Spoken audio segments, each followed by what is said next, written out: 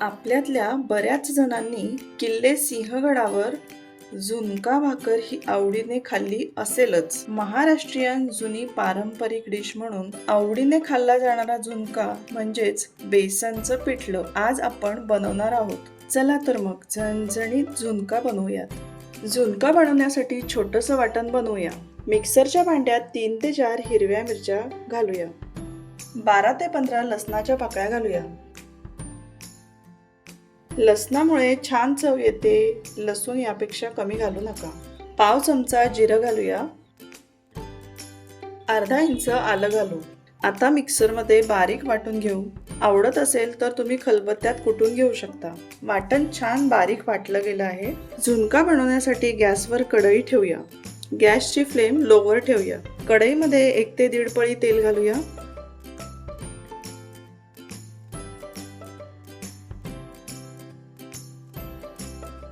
तेल छान तापलं की यामध्ये वाटलेलं वाटण घालूया।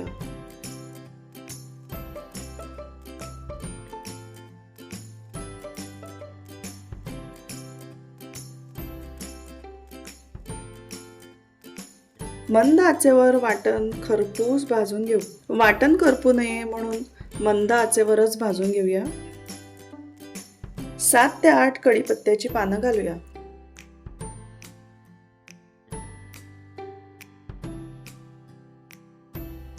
एक मोठा कांदा बारीक चिरून घेतलेला आहे, तो कढईमध्ये लालसर रंग येईपर्यंत परतवून घेऊ।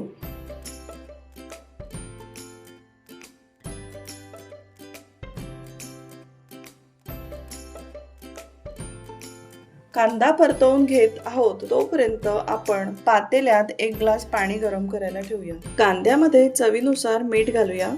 पाव चमचा हळद घालू।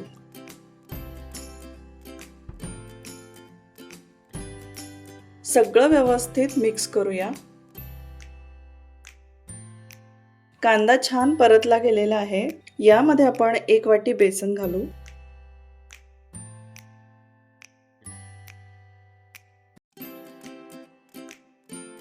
चार ते 5 मिनिट बेसन मीडियम फ्लेमवर तेलावर रंग बदलेपर्यंत भाजून घेऊया, म्हणजे बेसन कच्चं राहणार नाही।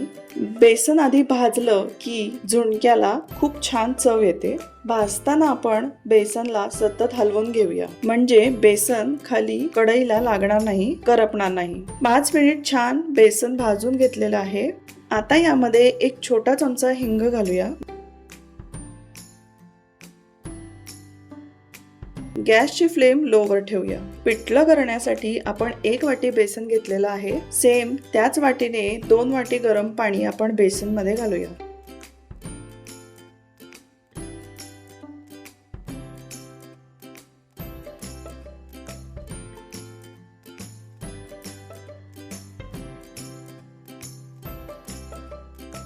सगळं व्यवस्थित मिक्स करूया। हे पिठलं आपण जास्त पातळ करणार नाही। तुम्हाला आणखी थोडं पातळ हवं असेल तर अर्धी वाटी पाणी आणखी घाला।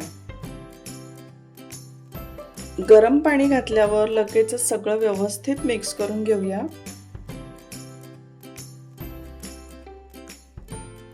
यामध्ये थोडी कोथिंबीर घालूया।